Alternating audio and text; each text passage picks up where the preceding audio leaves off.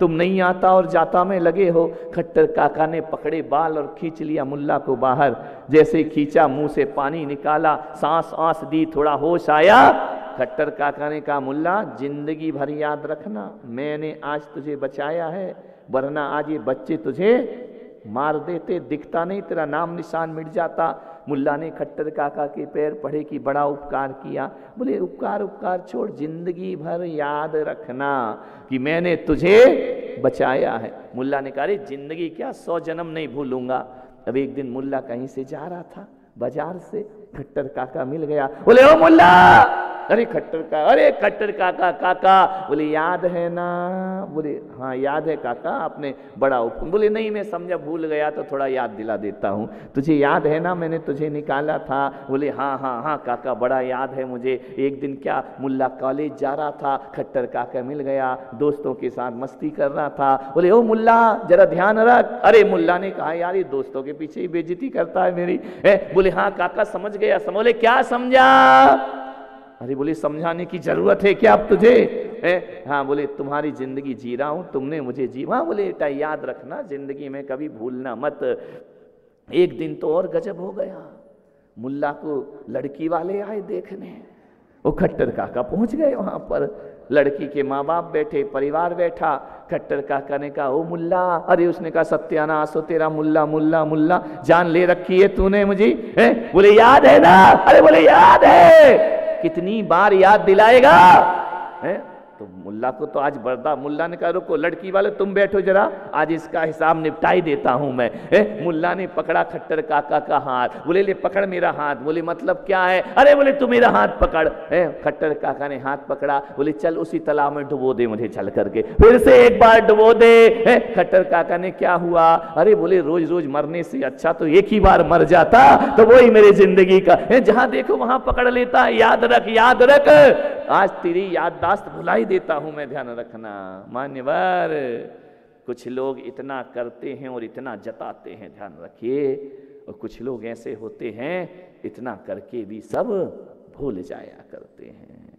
हनुमान ने कहा भगवान मुझे कुछ भी याद मत दिलाओ, उपकार तो आपने मुझ पर किया है, जो अपनी सेवा का उस धन्य भाग सेवा का अवसर आया, आपने मुझे अपना लिया, इससे बड़ा उपकार क्या होगा मेरी जिंदगी का।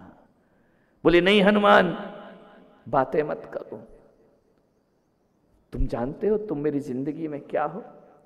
तुम मम प्रिय भरत सम भाई, तुम भरत से भी ज्यादा प्रिय हो मुझे। जितना प्यार मैं भरत को करता हूं उतना ही प्यार हनुमान में तुम्हें किया करता हूं। हनुमान की आंखें भर आई, झरझर आंसू। बोले बस भगवान मिल गया, अब मुझे किसी और चीज की जरूरत नहीं। आपने इतना बड़ा दर्जा दे दिया, तुम मम प्रिय भरत सम भाई। भरत जी वहां खड़े थे। भरत जी ने कहा क्या किया हनुमान ने? बोले भरत भाई कपिसो ऋण हम नाही। ध्यान रखना मैं सबके ऋणों से मुक्त हो सकता हूं, लेकिन हनुमान के ऋण से राम कभी मुक्त नहीं हो सकता है, हमेशा उसका ऋण का ऋणी रहेगा। भरत ने देखा इतना बड़ा उपकार श्री राम मान रहे हैं, ऊंचे ओहदे पर बैठकर भी मानवता जो जिंदा रखते हैं, हकीकत में वही इस भारत में राम राज्य की स्थापना किया करते हैं। ध्यान रखना ऊंचे होकर भी विनम्र बने रहना। निर्गुण की विनम्रता अलग है और सगुण की विनम्रता अलग हुआ करती है। राम जैसा विनम्र हनुमान। देखो अब कुछ मांग लो, पुलक सागर का गला बैठ रहा है, टाइम भी हो रहा है, जल्दी मांग लो। हनुमान बोले अभी रुको, अभी टाइम है 10, 15, 20 मिनट है। अच्छा बोले मांग लो हनुमान। हनुमान ने कहा नहीं प्रभु, मैं कुछ भी आपसे नहीं मांग सकता हूं, आपने बहुत दिया, आपने सब कुछ दिया। सीता ने कहा देखो हनुमान जी अब कुछ ज्यादा हो रहा है, ले दे के निपटाओ, दरबार में और लोग भी बैठे हैं, ज्यादा मत खींचो। बोली माता, बोले देखो तुम्हारे बहुत उपकार हैं, मुझ पर भी हैं, श्री राम पर भी हैं, इसलिए कुछ हमसे मांग लो। हनुमान ने कहा यार हर जगह से टॉर्चर किया जा रहा है, सीता भी कह रही मांग लो, लक्ष्मण भी कह रहे मांग लो, भरत भी कह रहे मांग लो, राम भी कह रहे मांग लो। अब सारी तरफ से मांग लो मांग लो मांग लो, तो हनुमान ने कहा यार मांग ही लेते हैं, चलो बहुत ज्यादा हो गया है। बोले दे दो भगवान। बोले क्या चाहिए? बोले अब दूसरा प्रश्न मत करो, आपने कहा मांग लो, अब क्या मांग लो और कैसे मांग लो और क्यों मांग लो, इतने गणित में मुझे मत उलझाओ भगवान। आपने कहा मांग लो, मैं मांगता हूं। बोले मांग क्या चाहिए तुझे? बोले जो तेरी मर्जी वही हमारी अर्जी, ध्यान रखना, जो तुम्हें देना है वो मुझे दे दीजिए, जो तुम्हारी मर्जी। तुमसे भी कह रहा हूं औरंगाबाद वालों, कभी धोखे से, जानबूझ के तो कोई नहीं कहेगा, धोखे से भगवान बोल दे शांतिनाथ बाबा कि कुछ मांग लो, उम्मीद तो नहीं लगती, अपने लक्षण ही खराब है, क्या कर सकते। धोखे से कोई गुरु कह दे कि मांग लो, नादानो मांग मत बैठना, ध्यान रखना, नहीं तो तुम तो तैयार ही बैठे मांगने के लिए। इधर इशारा हुआ नहीं कि उधर डिमांड शुरू हो जाती है। वैसे मांग मत बैठना। क्यों? क्योंकि तुम्हें तो मांगना भी नहीं आता है कि क्या मांगा जाना चाहिए। अरे मांगने से पहले मांगने की कला सीख ले, मांगने से पहले सोच ले तुझे क्या मांगना है। क्या मांगोगे यदि भगवान प्रकट हो जाए? क्या मांगोगे? वही कंकड़ पत्थर हीरे मोती, मकान बंगला दुकान, इसके अलावा तुम और क्या मांगोगे? यही तो मांगोगे ना कि मेरा घर सुख शांति से कट जाए। और क्या मांगोगे? एक गाड़ी आ जाए, एक टीवी आ जाए, एक बीबी आ जाए, एक व्यापार हो जाए, बच्चा ऐसा, बहू ऐसी। तुम्हें तो मांगना भी नहीं आता है, ध्यान रखना, कभी मत मांगना। और एक बात याद रखना, मांगने से आदमी छोटा हो जाता है, मांगने से आदमी का पुण्य सीमित हो जाता है। हो सकता है कि आपने अपना इतना पुण्य किया हो, भगवान की भक्ति करके इतना पुण्य कमाया हो कि आपको स्वर्ग का राज्य मिलना हो, लेकिन मांग करके हो सकता है तुम एक दुकानदारी मांग बैठो, घाटे का सौदा हो जाएगा। मेरे भाई, कभी भी ईश्वर से मांगना मत, कभी भी गुरुओं से मांगना मत। हो सकता है ज्यादा कमाया और छोटे में खुश हो गए, ध्यान रखना। ये डाउट अपने अंदर हमेशा रखना कि भगवान ज्यादा दे रहा है और मैंने कम मांग लिया, घाटा किसका होगा, तुम्हारा या भगवान का, है ना। कभी मत मांगना, ध्यान रखना। चैलेंज कभी नहीं, अपने आप दे दे तो दे दे, ध्यान रखना। मांग कर हम छोटे हो जाते हैं। क्या मांगोगे? मैं आज आपसे कह रहा हूं, धन चाहिए तो किसी धनवान से मांगो, रूप चाहिए किसी रूपवान से मांगो, शक्ति चाहिए किसी शक्तिवान से मांगो, पैसा चाहिए किसी पैसे वाले से मांगो, भगवान चाहिए तो केवल भगवान से मांगो। ध्यान रखना, दुनिया में केवल भगवान ही भगवान दे सकता है, बाकी कोई तुम्हें भगवान नहीं दे सकता है। और सम्मान चाहिए तो किसी सम्मानित व्यक्ति से मांगना, जो भी जीवन में चाहिए, और विद्या चाहिए तो किसी ज्ञानवान की शरण में जाना, तुमको वह अपने आप प्राप्त हो जाए। क्या मांगना है? भगवान से केवल भगवान ही मांगो। भगवान से मत कहो कि मेरी ये डिमांड है, भगवान से कहना तू ही मेरी डिमांड है और दूसरी कोई डिमांड नहीं है। राम ने कहा हनुमान जी मांगो। एक होती है प्रार्थना और एक होती है याचना। मैं धीरे बोल रहा हूं, है ना, थोड़ा चलेगा ना? नहीं भी चलेगा तो उठ के जाओगे कहां? तुम, मैं कोई उठने दे रहा हूं क्या तुमको? ध्यान रखना, विचार करिए। एक होती है प्रार्थना और एक होती है याचना। प्रार्थना और याचना में इतना अंतर है, प्रार्थना जो होते हैं वो भक्त करते हैं और याचना होती है वो भिखारी किया करते हैं। दोनों में इतना अंतर है। मेरे महावीर से मैंने पूछा कि प्रार्थना और याचना में क्या अंतर है, एक भक्त में और पुजारी में क्या अंतर होता है? भगवान ने कहा कोई ज़्यादा अंतर नहीं, थोड़ा सा अंतर है। जो भिखारी होता है वह कहता है भगवान जो तूने छोड़ा है वह मुझे मिल जाए, और पुजारी कहता है जो तूने पाया है वह मुझे प्राप्त हो जाए। दोनों में इतना ही अंतर होता है। भगवान ने क्या छोड़ा? धन दौलत माया रुपया पैसा, जो ये मांगता है वो भिखारी होता है, और भगवान जो तूने पाया है वह मुझे प्राप्त हो जाए, ये परमात्मा की प्रार्थना हुआ करती है। हमें तो भगवान से केवल भगवान चाहिए। हनुमान श्री राम ने कहा मांगो, जब मूड बना लिया है तो मांग लो। तो हनुमान ने कहा कि दे दो भगवान। बोले क्या दे दूं? चक्रवर्ती का पद दे दूं? अरे बोले चक्रवर्ती इतना इतना घटिया, अरे चक्रवर्ती का पद सौधर्मेंद्र बना दूं? हनुमान ने कहा नहीं भगवान, सौधर्मेंद्र बन के क्या करूंगा मैं, चलो तुम्हें राजा बना देता हूं, चलो तुम्हें वैकुंठ का राज दे देता हूं। हनुमान ने कहा भगवान किस लफड़े में डाल रहे हो आप मुझे? अरे बोले जो चाहे वो पद मैं तुझे दे सकता हूं। हनुमान ने कहा कि नहीं भगवान, कि पद के चक्कर में मत डालो, क्योंकि जहां पद होता है वहां मद होता है। पद और मद दोनों सगे भाई होते हैं। पद कभी अकेला नहीं होता, साथ में मद को भी लेकर आता है। मुझे इतना मदोन्मत्त मत बनाओ भगवान कि मैं भक्त ना रहूं, अपने आप को भगवान समझने लगूं। ऐसा पद मुझे मत दीजिए। ध्यान रखना, जब तक कुर्सी नहीं मिलती तब तक नेता अपने हाथ जोड़ता है, और जिस दिन कुर्सी मिल जाए जनता उसके हाथ जोड़ती है। ध्यान रखना, ये पद का महत्व हुआ करता है। जहां पद है वहां मद जरूर होता है, जहां मान है वहां अहंकार जरूर हुआ करता है। हनुमान ने कहा मुझे ऐसे कोई भी पद नहीं चाहिए।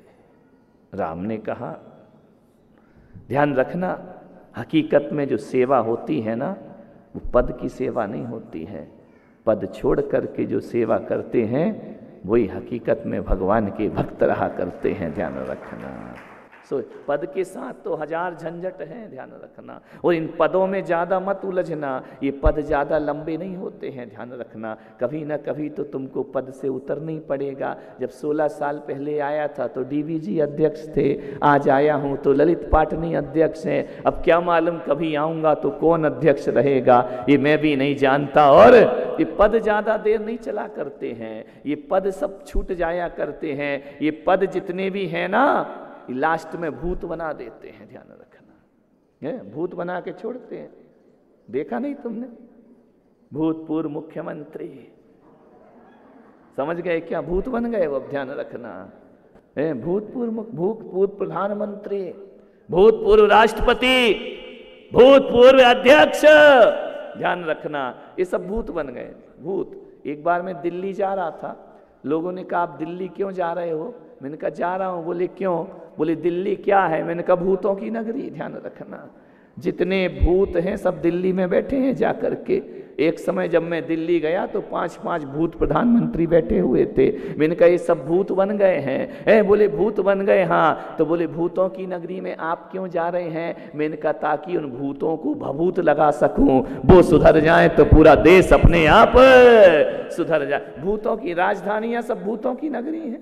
ये मुंबई क्या है? भूतों का डेरा लगा हुआ है। ध्यान रखना, अभी ज्यादा दिन थोड़ी हुए भूत बने हैं। कर क्या सकते हो? जिंद पैदा होता है, जो जिंदा है वो जिंद है, और जो उतर गया वो भूत है। एक आदमी आया, बोले महाराज ये भूतों की नगरी में आपका प्रवेश। मैंने कहा भूत सुधर जाए तो सब कुछ सुधर जाया करते हैं। एक बात ध्यान रखना, जो भी पद होगा एक दिन तुमको भूत बना करके छोड़ेगा। एक दिन तुम्हें भूत लिखना ही पड़ेगा। और मैं चाहता हूँ ऐसे पद मत लो जिनमें भूत लिखा जाए, ऐसे पद लो जो अभूतपूर्व हुआ करते हैं, भूतपूर्व कभी नहीं हुआ करते हैं। कभी तुमने सुना भूतपूर्व रामचंद्र जी? सुना क्या? भूतपूर्व महावीर स्वामी सुना कभी? महावीर भाई सुना? भूतपूर्व कृष्ण जी, भूतपूर्व विवेकानंद, भूतपूर्व विनोबा भावे सुना कभी? भूतपूर्व छत्रपति शिवाजी सुना है क्या जिंदगी में? ये ऐसे पद हैं, ये भूतपूर्व नहीं, ये अभूतपूर्व पद हुआ करते हैं। एक बार प्राप्त हो जाए। भूतपूर्व महावीर स्वामी कभी नहीं। महावीर स्वामी कल भी वर्तमान थे, महावीर आज भी वर्तमान है, और भविष्य में भी महावीर वर्तमान ही रहेंगे। इसीलिए सारी दुनिया उन्हें वर्तमान का वर्धमान कह करके पुकारा करती है। ध्यान रखिए, ये कभी अतीत नहीं हुआ करते हैं। ये वो लोग हैं जो कभी भी आउट ऑफ डेट नहीं होते हैं। ध्यान रखना, 2600 वर्ष पहले हुए भगवान महावीर आज भी आउट ऑफ डेट नहीं है। ध्यान रखना, ऋषभदेव, राम कृष्ण, आचार्य शांति सागर महाराज, ये कभी आउट ऑफ डेट नहीं हो सकते हैं। ये पहले भी अप टू डेट थे, आज भी अप टू डेट हैं और जिंदगी भर अप टू डेट रहेंगे। ध्यान रखना, ये कभी आउट ऑफ डेट नहीं होंगे, ये सदा हैं, सदा थे, सदा रहेंगे, इनमें कोई परिवर्तन नहीं आता है। हनुमान ने कहा कि भगवान ये पद मत दो कि मुझे भूत बनना पड़े एक दिन, मुझे कोई पद नहीं चाहिए। राम ने कहा कि हनुमान मेरी खुशी के लिए मांग लो। ध्यान रखना, दुनिया में कुछ लोग ऐसे हैं जिन्हें लेने में खुशी मिलती है और दुनिया में कुछ लोग ऐसे हैं जिन्हें देने में खुशी मिला करती है। जो देने में खुश होते हैं वो दाता कहलाया करते हैं और जो लेने में खुश होते हैं वो याचक कहलाया करते हैं। और देने में कितनी खुशी होती है इसका अनुभव यदि तुम्हें करना है तभी 10:15 बजे मेरे साथ चलना, चौके में देखना देने में कितनी खुशी हुआ करती है। जब ये माताएं बहनें आहार दिया करती हैं, इन्हें लेने में खुशी नहीं देने में खुशी होती है। यदि तुम्हारे गुरु का भोजन छूट जाए, अंतराय आ जाए, तो ध्यान रखना ये आपको खिलाने के लिए आंसू बहाया करती हैं, खाने के लिए हमारी समाज की महिलाएं आंसू नहीं बहाया करती हैं। मुनि का आहार ना हो तो पूरे दिन इनके घर में मातम जैसा माहौल हुआ करता है, और जिस दिन मुनि के आहार हो जाएं, निरंतराय निर्विघ्न हो जाएं, तो इन्हें ऐसा लगता है कि दुनिया का सारा उत्सव और महोत्सव हमारे ही घर में आ गया है। ध्यान रखना, ये माताएं हैं, ये देने में खुश होती हैं, लेने में खुश नहीं हुआ करती हैं। आहार यदि एक दिन आहार ना लो तो टप टप आंख से आंसू आ जाते। एक घर में मैं गया था, एक बच्चे का चौका था, मैं भीड़ थी बहुत, आहार नहीं ले पाया, टप टप आंसू गिर रहे। मैंने कहा ये क्यों रो रहा है? बोले मुझे आहार देने को नहीं मिला है। ध्यान रखिए, ऐसी समाज दुनिया में मिलेगी। अरे खाने के लिए रोने वाली सब समाज है, खिलाने के लिए रोने वाला जैन समाज धरती पर हुआ करता है, जो दूसरों को खिलाने के लिए रोता है। विचार करिए, जो कहता है हमारा आहार ग्रहण करो, हमारा जीवन धन्य हो जाएगा, हमारे घर में चरण रख दो, हमारा घर मंदिर हो जाएगा, हमारे चरणों हमारे घर की ओर निगाह कर दो, हमारा घर आशीर्वाद बन जाएगा। ध्यान रखना, हमारे समाज की वो महिलाएं हैं कि बिना दूध के चाय पी लेती हैं, ले दूध से संतों के चरण पखारा करती हैं। ऐसी कहाँ मिलता है ऐसा जीवन, ऐसी धन्यता। एक पत्रकार ने कहा कि आपके जीवन का सबसे बड़ा सौभाग्य क्या है?